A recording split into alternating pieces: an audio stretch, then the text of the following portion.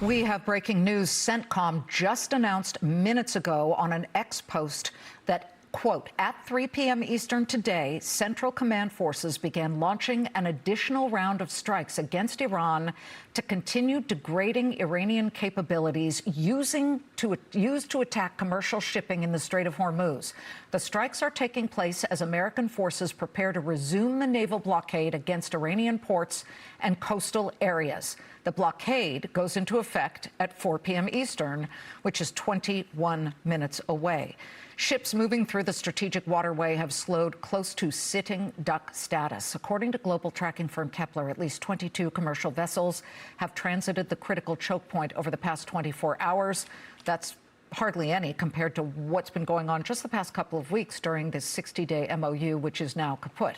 With all the action in the Strait, oil refiners are actually moving higher. Valero Energy, Marathon Petroleum, Phillips 66, HF Sinclair, Sunoco, everybody is moving higher, anywhere from 1% to 2%. Joining me now, first on Fox Business, to get some insight on moment-by-moment activity is Vice Admiral Robert Harward of the U.S. Navy. He is also the former CENTCOM Deputy Commander and JINSA Iran Policy Fellow.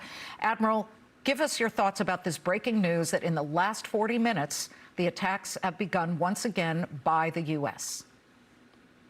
Well, it's clear CENTCOM is focused on eradicating any ability of the Iranians to threaten the Gulf and project threats to shipping going through the Straits. Bandar is their primary naval port. It's been that way for decades. And so they're going to take it down to the ground so they cannot use it or project power from that. So that's a starting point. And going back to the blockade, they're going to economically starve them. In this case, not allow any of their oil to flow again. And everyone knows if we take Kharg Island, we actually take their oil. So these are all the options the president is considering to reinforce the pressure on the government. Since they will not negotiate, he's going to force them to capitulate through the use of force. In your heart and with your knowledge of having been Deputy CENTCOM Commander, do you think that that is being discussed, that the United States would take Kharg Island? Without a doubt. It's a very attractive option. There are a lot of options on the table to the administration and the Department of War. Kharg is one of them, as in any port or facilities along the Gulf that they can use not only to project power, but to move their commerce. So they don't, we want to strangle them economically by also decapacitate any military capability they have. And Kharg presents a very good option for doing both of those things. Now, there's some risk involved, but it's well within the means of our military to do that.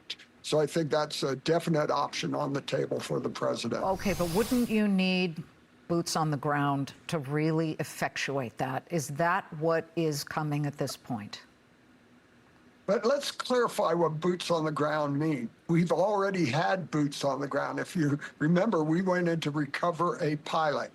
We put you know what I mean, aircraft. though. I mean, we're talking about But mass it's the numbers. same model. No, not necessarily. You need to go on that island, make sure everyone's off it. You don't need to hold it. You can do the same sort of operation. Put boots on the ground, do a raid, get everyone off the island, take control and leave it, and then make anyone coming to the island a target. So again, boots on the ground do not mean occupation. You need to be there a long time. It can be a raid to meet your objectives, and then you could do what you want from that. And the greatest risk to that is a response from drones and missiles we haven't been able to target. So raid is very logical and minimizes the risk. So back to your comment, boots on the ground can be a short time. It can be an occupation. Again, stuff the administration will consider. So how much does it take? Get in there, do what you need, and get out to ensure the Iranians can't use it. We're 16 minutes away from the actual blockade being put back into effect against the Iranian ports, meaning everybody can move through the Strait of Hormuz, according to President Trump, except for Iranian ships. As we look at that, you have said not only should we have a naval blockade, but we should also have an air blockade. What is an air blockade? Is that a no-fly zone? Is that just complete grounding of all planes? No aircraft are allowed to fly in and out of Iran, be it Tehran or any other ports. We have the ability to track planes. We could put aircraft in the air to police it. So if you really want to enforce economic strangulation on Iran, which I think is as sound a policy and strategy as your financial, do those measures. Go to Pakistan, go to Turkey, talk to Azerbaijan. Hey, we want to close your borders. We want to just shut down Iran financially. So again, I think those are very powerful options to the president that minimize risk, can be as effective as the blockade and enhance the blockade to force them to capitulate on the objectives we want. So yes, we can do that. We were just showing video of the water drones, these the boats that are unmanned and that go and they will then explode certain areas. And this was just, I believe, day before yesterday and yesterday. So there is a lot of hardware that the United States is using at the moment, and thankfully not putting our troops in harm's way, which I think is definitely great. But do you think in the end, the absolute must-have is regime change in Iran, because the mistake was trusting them in the first place? Well, exactly right. And let's put it another way, because the term regime change cogitates a lot of thoughts.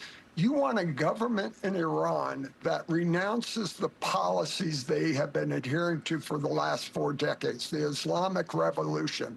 And you saw in some of these negotiations where the Speaker of the House, the Foreign Minister, the President wanted to come to some agreement, but the real center of gravity for the government was the IRGC. And every time they saw them giving something in negotiations, they would strike, either in Lebanon, with Hezbollah, or here, or even the Houthis. So again, it's a government that renounces those policies. You could call that regime change. You're seeing a little of that play out right now, but those internal dynamics, you're going to need a government in Iran that renounces those policies and programs.